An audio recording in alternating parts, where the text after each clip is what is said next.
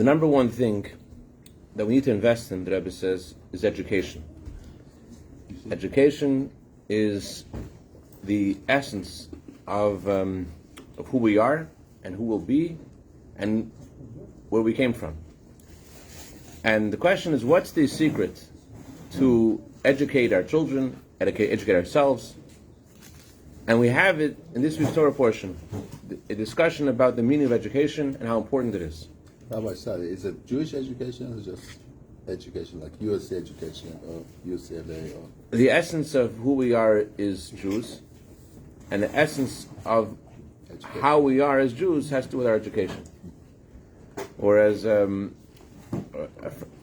one Jew, very, very great expert in education, is he says, you want your children to, number one thing he says that children need to have is a Jewish experience. That they feel in their house that Judaism is a happy thing, that Torah mitzvahs is a positive thing, and their experience of it is what they want to, is why they want to give it to their children. Yeah. It says in the Torah, why did I bequeath your inheritance? Because I loved it. I was able to give it to my children because I loved it. You can't give it over without loving it. But the question is, what's the what is the essence of educating ourselves, educating our children? What's the secret? What's the what do they say? The secret sauce that makes it work. This week's Torah portion talks about how essential Judaism is and how essential education is to Judaism. We have in this week's Torah portion the pasuk of Shema. The verse of Shema tells us all about our relationship with God. The next verse is our relationship, love God with all your heart and all your soul and all your might. And right after the Torah encapsulates our relationship with God, with our heart and our soul and all our might, the very next thing the Torah says is, teach it to your children. So the Torah puts education right after relationship with God. That's like the number one thing. So after you've got something yourself, how do you share it? How do you pass it on? It says about our grandfather Abraham. Why did God love Abraham? Abraham was someone who gave his life to spread God's monotheism, belief in God. Abraham was someone who was a father of all believers. But the reason why God loved Abraham wasn't because of all those things. Why did Torah say God loves Abraham? Oh, Shalom Aleichem, my friend. Shalom Aleichem, take your front row seat over here. Get a plate, say a bracha. Wow. Welcome. Talking about love, here we go, the man full of love. Shalom Aleichem. Good to see you, man. You just my son, if you remember, Joe. Sure, he had his huge and shorter, but same beautiful smile. Huge, let me get this out of the way. Say it's rough. It's just tonight. It's all kosher. Just tonight, okay. So Just tonight. Especially for you, not just. Take a plate. No, we just ate. Eat again. Just one across the street, yeah. It says in the Gemara, there's always room for something sweet. All right, so there's something sweet. There's room for whiskey. Let's take l'chaim. Get l'chaim to l'chaim. Absolutely. So it says in the Torah, why is it that God loved Abraham? It wasn't because he had so faith. This is for you. I have another one for him. This one's for you. This one's for him. Okay. Last time I saw you were underage. You have a couple of. He has permission. He has permission. Okay. L'chaim. L'chaim. So why did God love Abraham? Anybody know why did God love Abraham so much? I don't know. Because he taught it to his children. He taught the way of God to his children. The reason God loved Abraham wasn't because of all of his own achievements. It was because he gave it over to his children. People think that education is a technical thing. Education is like a how. How do you make kiddush? How do you say a blessing? How do you put on tefillin? Education is not a technical thing. Education is the essence of your perspective on what Torah is, what God is, who you are. The Rebbe says in the center of education is our belief in Hashem, of course, our fundamentals, and also believing in ourselves, believing that God has a mission for you and a purpose for you, exactly where you are, the circumstances that you're in, whether you're here or whether you're in Frisco, or whether you've been. Especially if you. They can say the same price. Even though Mark Twain said that the coldest winter of my life was the summer of San Francisco, but there's a lot of good things there too. He never met you. If you had met you, Mark Twain would have had a better opinion about San Francisco. Anyways, so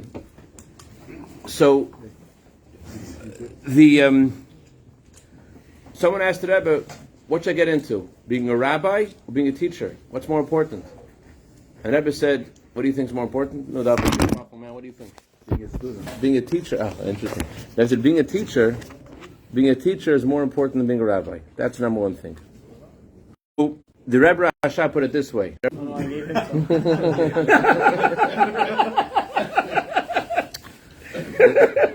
Rebbe Rashab said this. Just like it's a mitzvah to put on film every day, it's a mitzvah every day to think about education of your family. And you put them together, putting on tefillin with educating your family. How long does it take to put on tefillin? Whenever I meet someone who hasn't put on tefillin, I say, I'm the fastest rapper in the West, and I can have you with the mitzvah in 90 seconds. It doesn't take too long to put on tefillin. But to think about education, Rabbi Rashab says you have to spend more time. So spend time thinking about education every day. Not being involved in education, thinking about education. Thinking of the people in your life, thinking about how you're giving them what they need. Thinking about what direction they're going, and thinking about how to get to them.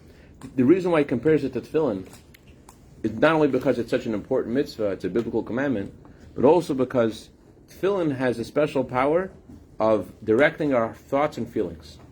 And so too, when it comes to education involves thinking and feeling the person that you're trying to educate. It's not about a technical thing. How do you say a blessing? Where are you supposed to stand up and sit down in the synagogue? Now you stand up, now you sit down, now you eat the matzah, now you eat this. That's not education. Education is giving the child, educating yourself is giving yourself this absolute clarity of God's belief in you and your belief in God, and you have to spend time every day doing that. It's not a technical thing. And so you can't use what inspired you to inspire your children, even though it inspired you. The reason why you can't do that is because you're not your child. You're different. You have to think about your child, where your child is. And then what would inspire them. Doesn't matter what inspired you. It matters what inspires them. And so in order to figure that out, every day, it says that Rabbi Rashab, spend some time, stop everything else, and think about your family, think what direction they're going, and think about what you could do. So that's not based upon what I'm feeling, it's based upon what they're feeling, what their understanding is. A lot of people experience things based upon what they see.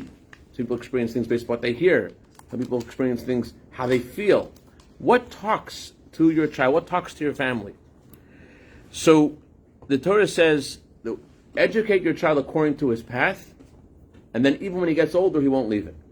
What that means is, if you're able to reach your child in a way that it talks to him, even gets older and you're not around, he's still going to be into it. As Einstein says, you know what education means? After you forget all that you learned in school, what stays with you, that's called education. Mm-hmm. So if you're able to give your child a good feeling about Judaism, and he's excited about it and he loves it, so then he's not going to even remember who told it to him. Oh, yeah, Dad, it was you. Yeah, I remember you told me about tefillin, whatever. It's going to be his own thing, because that's what Torah means. Educate your child according to his path. If it becomes his own thing, then if he's just doing it, you're telling him you have to do this. If education meant training, so then, okay, you train, and who says it's going to stay with him? You training, you tell him, do this, do that, do this, do that. But education is not training. Education is you're making this talk, making this something that speaks to your child. This helps us understand something about the Gemara's description of education. The Gemara says that there are three things that you should use your right hand to bring close and your left hand to push away. That's what Gemara says. What are the three things? Gemara says your wife, right hand bring close, left hand push away, your yates or evil inclination, and a baby. That's what the Gemara says. Very cryptic statement. What does it mean? So let's talk for a little bit first about education. Then we'll see a deeper meaning of what it is. There is, when you need to pick something up, what do you pick it up with? I'm a lefty, so I'd use the other hand. But you use your right hand, right? And when you need to pick something very large, it's not enough to pick up with one hand, then you put in your left hand too. So the right hand bringing close, left hand pushing away means kindness versus discipline. You want to educate your child? The number one thing, the first and most important ingredient is the kindness. Bring them close. If it doesn't work, Talmud says, then the left hand has to assist as well. But you have to use your right hand. But the question then, though, is if that's the way it's supposed to be, and the right hand is stronger than the left hand, and the right hand is the most important, you're supposed to start with the right hand. The Talmud says in a funny way. The Talmud actually says it this way: your left hand should push away, your right hand should bring close. Why does it say left hand first? If the number one ingredient in education is your kindness, your warmth, your love, so why does the Talmud say, first of all, you have your left hand, your weaker hand. The left hand is your weaker hand. The weaker thing should be the discipline. The stronger thing should be the kindness. Okay, we get that. But why does it list kindness as the second thing? If the kindness is the right hand, the stronger hand, why is it, everything Talmud is very precise. Why does it say the right hand second? So some say because, okay, well, after you give the discipline, you have to also leave the child off with something positive. Don't end on a negative note. There was this rabbi, when he needed to discipline one of his students, he would do is like this: he'd go over to the child and say, hey, your button is a little on top, let me fix your button, let me fix it. And then, and as he was fixing his button, fixing his shirt, and fixing his hat, and by the way, I wanted to tell you about something else. The child felt that it was all coming out of this place of kindness. I'm here to, let me just help you with your hat. Oh, your hat looks good. Now, by the way, yesterday when we said this, the child felt that it wasn't just like dogmatic. Do this. You have to do this. It's bad what you're doing. He was helping him. It's helping him, right? I'm helping him, exactly. So the left hand pushing away, the right hand bringing close, seems to be that you're supposed to start off with a discipline. But that's not really the real order. So why does the Torah phrase it that way? In general, the Torah always says your right hand should go first. For example, when you're closing your jacket, you're supposed to close your jacket right over left. Someone once asked the Rabbi for a blessing for a good income. The Rabbi said, first of all, get a coat, which the right closes over the left. The Tzanzer Rebbe, during the Holocaust in Auschwitz, everyone's looking for something good to wear, as fast as possible when the Nazis hit them, when they get to Auschwitz. Something warm, something big. He was looking, the Tzanzer Rebbe was looking for something without buttons. Because all the buttons were left over right. He wanted right over left. I don't want to have any button left over right. Because in Torah, the right represents kindness, left represents discipline, and you're supposed to have the kindness overwhelming the discipline. That's what he's thinking about, entering Auschwitz. The Talmud says there was a sage named Rava. Whenever Rava gave a lesson, he would first say a joke before he taught the lesson. Why say a joke? Because you have to get people, engaged. Start with kindness. Actually, Rava, there's two different texts in the Talmud. Some say it was Rabba, some say it was Rava. In Tanya, the Alter Rebbe chooses the unpopular text that it was Rava. Rava always started with a joke. And the reason why he mentioned Rava is because he chose that text is because Rava's teachings were so profound, so amazing. So you might think that these succulent, beautiful teachings, they're so delicious, they don't need a joke. But even Rava, whose teachings were like rib steak, Gemara says the rib steak teachings also need to have the joke before. So the question though is, so why is it? And the Torah begins, very first verse in the beginning, Elokim creates. The Torah says that God created the world with Elokim, with justice. He saw the world couldn't handle just justice. He added mercy. But why? We always put right before left. How come here the Talmud says start with your left hand pushing away, right hand bringing close? Rava didn't do that. Rava started with a joke.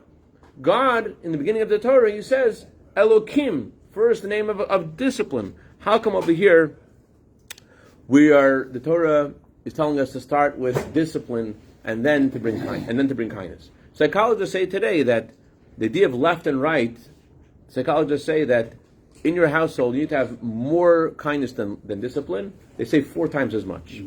So that's why right hand, more strength, more emphasis on the kindness, fine.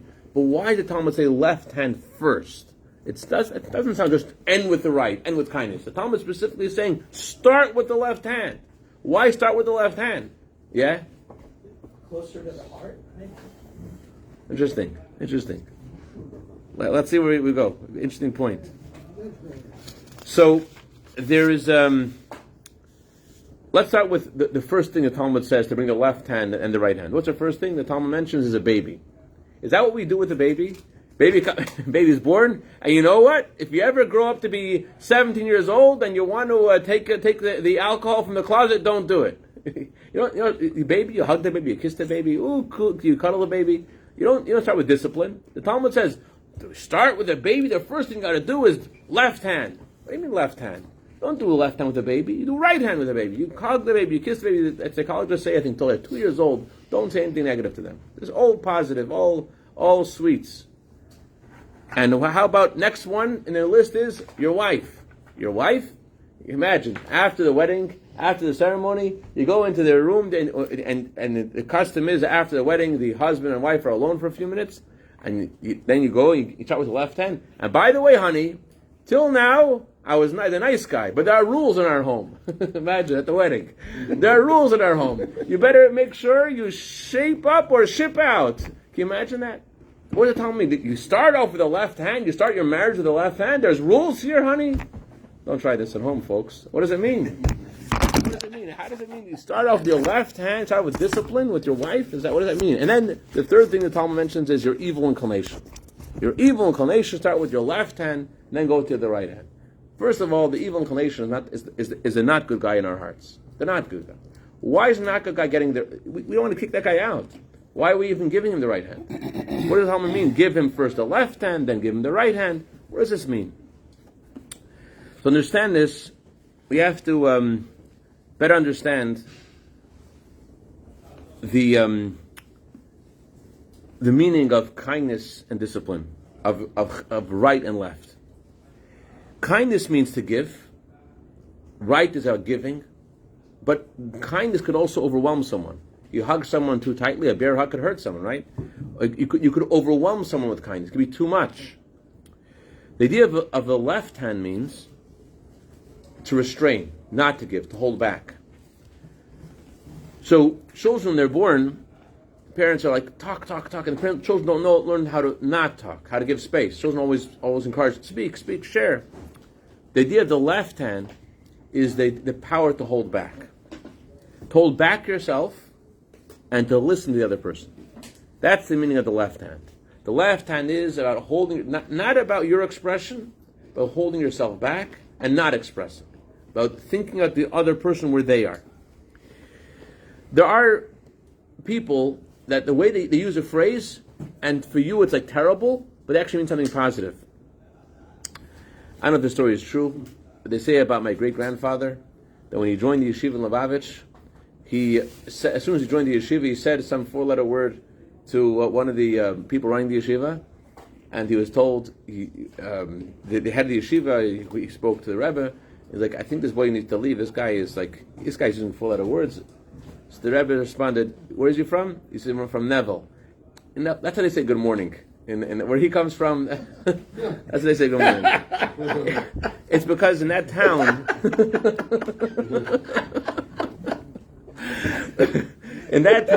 people tried to really communicate from the heart in an honest way. So that was the culture. Don't try this at home again, folks. It's not a good thing to do, but that's how it was. That's how it was in that town. People were very open and honest, and they weren't so touchy and so sensitive. And there's a learning curve here moving to Los Angeles. But anyways, so the idea of the left hand is the left hand pushing away is pushing yourself away, pushing away your own ego to enter the heart of your child, to see where they are. I'll give you an example. In Ivrit, in Hebrew, there's the expression chaval al azman. Chaval al azman. You heard this expression? What does it mean? It's a waste of time. But what does it actually mean? Oh, I don't know that. If you walked out of the class tonight and I heard you say to your dad it was a waste of time, I'd be insulted. But if you said it was chaval al azman, I'd be complimented. Because in slang in Ivrit, it means it's a waste of time to try to tell you how great it was. It was so amazing. So chavlaz is a short for chaval al azman. It was unbelievable. It was chaval al azman. But for someone else, whoa, those are words you don't want to use. That's an insult. So that the idea of the left hand is that you're actually not expressing yourself. You're actually not trying to give and be kind. Not trying to be warm and fuzzy. You're not trying to give. You're trying to stop and hold back yourself and hear what is the language. What does the other person experience? And to do that, you need to understand the child. You have to actually push yourself away. Yankel took this huge amount of coffee through customs without declaring it. And the guy who is a custom agent, he's like, dude, what do you got in those bags? He says, I have bird food. I have a lot of birds, and I come to my courtyard as I feed them bird food. He says, really? Can you open up the bags? He says, it's coffee. He says, what are you talking about, bird food? He says, listen, I feed them these coffee beans. If they don't eat it, it's not my business. So it's possible for some parents and friends to use a refrain which isn't true. It's a lot of things that parents say which aren't true, and that we say it often. Like a lot of times, kids are like, they do something wrong, and the parents are like, I'm going to count to 10, and the kid's like, let me see you.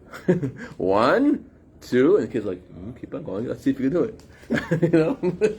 and it doesn't do anything. So the Torah says, don't say these words. These are words a lot of parents say. They say, well, I told them what the truth is, and it's up to them if they want to listen. That's not true. That's a lie. And that's why the Rebbe Rashab says you have to think every day about education. You have to actually think about where they are. It's not an easy thing. The Talmud is a very hard thing to learn. Much harder than studying the Talmud is understanding a child, understanding a person in your life, understanding your spouse. And the Torah is saying, the first thing is the left hand. First thing is put yourself away from the story. It has nothing to do with you. It has to do with them. What are they missing? What is their language? So, if the child doesn't understand, it's not the child's fault. It's your fault. And to understand the child, that's your job. There was a great head of yeshiva, a very unique yeshiva. His name was Rabbi Meir Shapiro. In his yeshiva, they had like a billboard. A billboard that says, "Come, my children, listen to me. I will teach you the fear of reverence for God." It's an unusual thing to put on a yeshiva. They asked him, "What do you mean by that?" And the most yeshivas don't have that. Come, my children. What are you trying to do?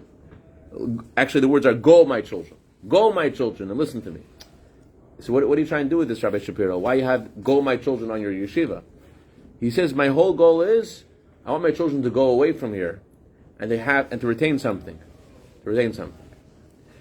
A friend of mine was talking to a head of a yeshiva, and he says to him, "What's the most important thing to you in this yeshiva?" He says, "I couldn't care less about this whole yeshiva." He says, "What do you mean you couldn't care less about the yeshiva? I think you're in the wrong business." He says, No. I don't care about the yeshiva, about the building.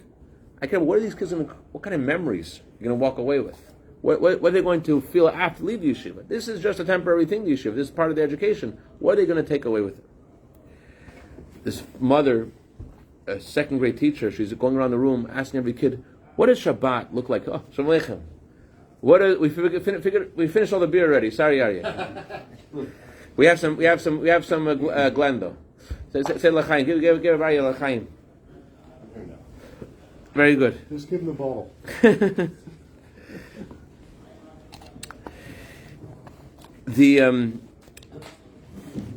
A lot of times parents give. Whoa! You got a lot of faith in this guy. Aryeh has a faith in you.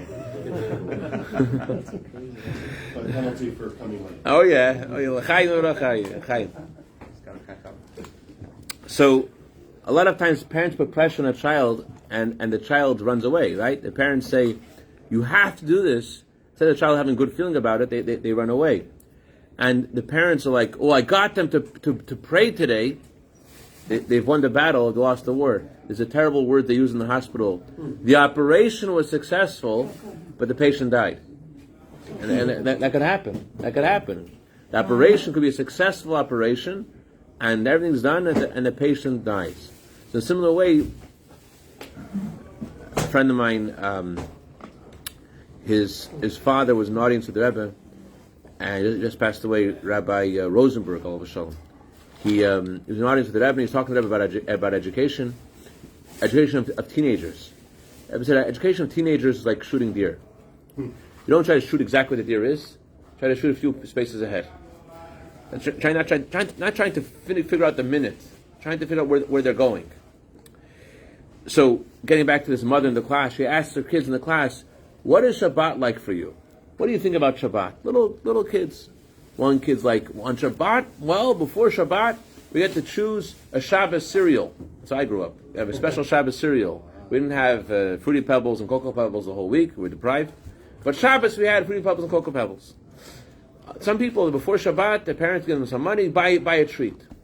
So one kid said, we get treats on Shabbat. One kid says, you know what we get on Shabbat? Shabbat, we have this special food. Another kid says, on Shabbat, we sing songs together. Another kid says, on Shabbat, we dance together. One kid says, on Shabbat, my dad yells at my mom. And that's what happens. And sometimes, it's a lot of pressure, and specifically in the downtime, that's when it comes out. So imagine kids growing up in that kind of this environment. You can't expect them to grow up with any positive things about Shabbat, because that's what Shabbat looks like to them. With all of the information that we try to give our children, beyond information, what we really need to give them is that there's a positive experience. They're getting something. Sometimes parents feel all they're doing is like they're like firemen trying to put out fires, because they're only focused in their education about the what, not about the how and the why, and making it fun for them. And so I know there's a guy who comes to shul, and whenever you see someone pointing the siddur, I like pointing in the siddur. When you point in the siddur, it helps me concentrate. For me personally, I put my finger on the siddur, and I feel my mind like a million different places. I put my finger on the place, and it helps me focus on the word I'm reading. Otherwise, I think about 10 million different things. So this guy, when he sees someone pointing the siddur, he gets so agitated. Why? Because his dad beat him. If you don't put your finger on the place, or else. You can imagine when he sees someone putting the finger on the siddur, what that does. So this is the meaning of the Torah's instruction: the left hand pushing away. The left hand pushing away means that you push yourself, your expression away. It's not about your expression. It's about hearing exactly where the child is, what they need. And the same is also in regards to marriage. Mendel Futterfass, legendary chassid, he told a friend of mine before his marriage, he says, "Did you get a ring for your wife?" He says, "I did. Can I see the ring? Can I make sure it's kosher?" He says, "Sure. Let me see." He says, picks up the ring. He picks it up and says, He says, "Do you see?" And my friend's like, "Yeah." He says, "What do you see?" "I see a piece of gold." He says, "What else do you see?" "Well, it's like a yellow gold." "What else do you see?" "It's a circle." "What else?" "I don't know what else I see. That's what I see." And I'm like, you don't see the main thing. The main thing is there's a hole. The main thing is the whole. What Mendel was saying is that you need to hear where your spouse is and make space for them, for their feelings, so that you're able to accept them as they are, and then you're able to, you want to give to them. In the Talmud, it says that there was a custom after marriage. After someone got married, they would ask the guy, matzah or motzi? What were they referring to? There's two verses in the Torah. One verse says in the Torah, you find a woman, you found goodness. And matzah. And the other verse says, motzi taniyat isha marmi mav. I find a woman a bit more bitter than death. So they asked the guy after the wedding, is, hey man, matzah or motzi? The question is, why are they asking the guy the question at that moment? I mean, the guy has made a big decision, and they're like saying, are you sure? Like, what's the point of asking the question? Look at the verses very carefully. The first verse is saying, who's in the center? Center is the woman. Did you find the woman? Are you trying to figure out how to get into her heart? Are you trying to figure out what exactly she feels and what she needs? Is that what you're looking for? Is she the center? Or are you getting married for your own self-expression, for your own ego, for your aggrandizement, for your greatness? So if it's matzah, if it's you're looking for the other person, you find goodness. But if it's moitza ani, if you're looking for yourself to be in the center, then the Talmud says you have to know where you're going. You have to really understand, if to have that hole in the ring, so that there's a place inside of your heart to understand and to feel the other person. And then you could think, what are they feeling and how can I enter their heart? So that's the meaning of the Talmud saying, with your wife, your first thing you have to have is your left hand pushing away and your right hand bringing close. Left hand pushing away means pushing away yourself and figuring out where they are. This guy, his wife is teaching in the school, true story, and she comes late to school, and the principal notices not the first time she's coming late, and they're in the teacher's room, and he berates her in front of the whole staff. And he says to her, you really can't do this, you have to come on time. And she comes home, she's mortified. And her husband says, he's right. And she didn't like that. You're siding with him? You embarrassed me for everybody, you're saying he's right. And they ended up having to go to a rabbi to figure out their marriage. And the husband says to the rabbi, well, isn't the principal right? Shouldn't she come on time? She's not doing her job correctly. Isn't that right? What's the right answer? Isn't it true? Should come on time? What's the right answer? What should the husband have done?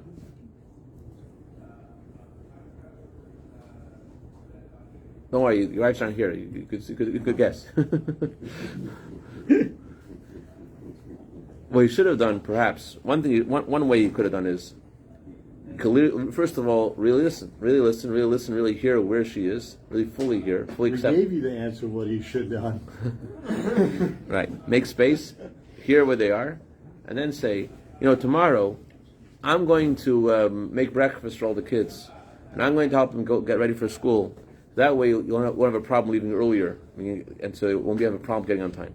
Without telling her, you should be on time, she gets the whole message. The whole message is given. He doesn't have to say to her, you have to be on time. That's obvious. She knows herself she has to be on time. But the husband, what he needed to do is, he needed to hear where she was. A lot of times, people are quick to say things that they know aren't beneficial because they're not at all in the zone of the other person. Like one couple came to a friend of mine, and they come to my friend, and the woman is holding the chitas, the daily regimen of study that we're supposed to do, Chumash, Talmud, Tanya, and she holds the chitas and says, he hasn't learned this today. Can you imagine any positive response over there in front of the and the rabbi looks at her and he's like, why are you screaming? And she says, she's a very, very intelligent woman, but it's easy to be intelligent when it's not about something that bothers you. She says, why am I screaming? You know how many things this guy does to me? He messes up the house, all the things he does wrong, and it goes on and on, this thing wrong, that wrong. Rabbi says, okay, I understand. I want to ask you, think for yourself. You don't have to answer if you don't want to, but don't answer right away. Just think for a moment. Why are you screaming? Where did it come from? She thinks for a moment, honest person, intelligent person. She says, because my father would scream at my mother. Okay. Rabbi says, okay, I hear you. Is there anything else? Is there any other reason that you're screaming? You know why people scream? People scream, she said, I'm screaming because I don't feel any value in myself. I feel worthless. That's why people scream. People scream because people always say when they scream, I'm not going to let them make me into a mincemeat out of me. They can't make me nothing. I'm a something. What kind of person says I'm a something? Someone who feels a nothing. If you feel like a nothing, I'm a something. If you feel you're a something, you don't have to make yourself into something. People feel scared. What do you do with a little child when they scream? What do you do with a little child screams and yells? You pick them up and you hold them. Make them feel confident. Make them feel they're loved. Whatever works for a child works for an adult also. Why the person screaming? They feel scared. They feel that they're not safe. They don't feel okay in their shoes. How do you feel okay in their shoes? They need the same thing. They don't need to. It's not about the specific thing they have a claim about. That this thing was wrong. That thing was wrong. They don't feel safe, and they're trying to assert themselves. They need to feel that they are safe. That someone's supporting them. But in order to get to that place, what's your gut reaction when you're getting yelled at? You feel, how could dare they yell at me? So the Torah says the first thing is the left hand. Forget about you for a second. Forget about you. In order to start anything, the Torah says you have to start with your left hand. When you use your left hand and you push away your ego, you open up gates. You open up wisdom. You're able to all of a sudden discover things about the other person that you didn't know before. But as long as you're in the zone of expression, you can't get there. There is a third thing the Talmud says about the left hand pushing away, the right hand bringing close. The Torah says about your evil inclination. What's evil inclination? The Torah says your evil inclination, your own humanness. It doesn't say your evil inclination, it says your inclination. Use your left hand to bring close, left hand to push away, right hand to bring close for your own inclination. What does that mean? It means even in ourselves, it's possible to have an honest conversation. Something's bothering you. Why is it bothering you? What happened to you that this means something to you? Sometimes people are very quick to say, I'm okay, doesn't bother me. But they actually are triggered. Why are you triggered? You're allowed to have a conversation with yourself and say, I was triggered because this is how it made me feel. To be transparent to yourself, you have to also use the left hand. You have to hold back the quick, I'm okay. To hold that back. You have to actually hear, what did I feel? And be honest, this is how I felt. I actually felt insulted, and I actually felt low, and I felt embarrassed, and it's okay. And if you're able to speak to yourself, then you're also able to speak to your child, to speak to your spouse. It starts with giving yourself that validation of where you are and how you feel. In order to do that, you have to have your left hand pushing away. The left hand pushing away the quick answers, holding back the quick answers, and actually hearing how what's going on. This is the brilliance of Moshe Rabbeinu, of Moses. The Torah says about Moshe Rabbeinu that Moshe Rabbeinu, before he became a shepherd of the Jewish people, God said, I want to test him first, see how he handles sheep. One sheep runs away, and Moshe Rabbeinu runs after the sheep. And he takes care, and he sees the sheep is running towards the stream, and Moshe Rabbeinu famously picks up the sheep and says, I didn't know you were thirsty.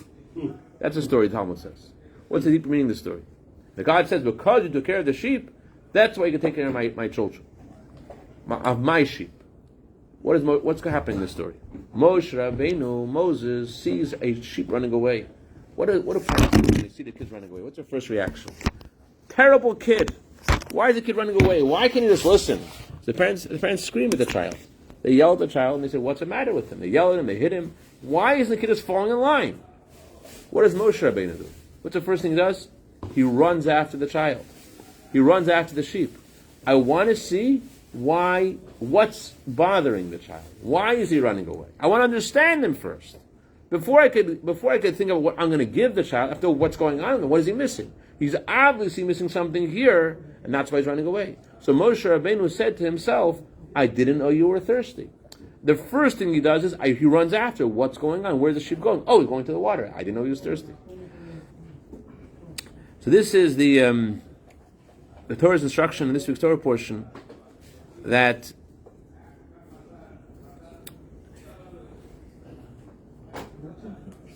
education of ourselves, education of people in our life, it starts with the left hand. To be able to, a true leader of the Jewish people, Moshe Rabbeinu we think of his greatest leader. What is it we think about greatest leader? It's assertive. He has a clear voice. The greatest leader of the Jewish people is someone who is able to push himself on the side to hear where the person is. That's leadership. Leadership is not about asserting yourself, talking, saying. That's step 2. Whether you're going to use kindness, whether you're going to use discipline, that's step 2. The first step is the left and holding back. Hold back your expression and hear really where the other person is. Without that, you can't begin. Now, that's also why it says it was a sheep. Moshe Rabbeinu was kind to people too. Why does the Torah say that God tested him with a sheep? Why test him with the people? You know why? Because Moshe Rabbeinu had to understand the animal in people. That's our animal selves, not just our neshamas. We have a godly soul. Yeah, that's nice. But Moshe Rabbeinu had patience and kindness. A lot of times there are people in your life, they're angry for reasons that you can't understand why that makes them angry. So the first step is not, they shouldn't be angry about that. The first step is, what is going on? What is going on? How are they feeling? What do they need?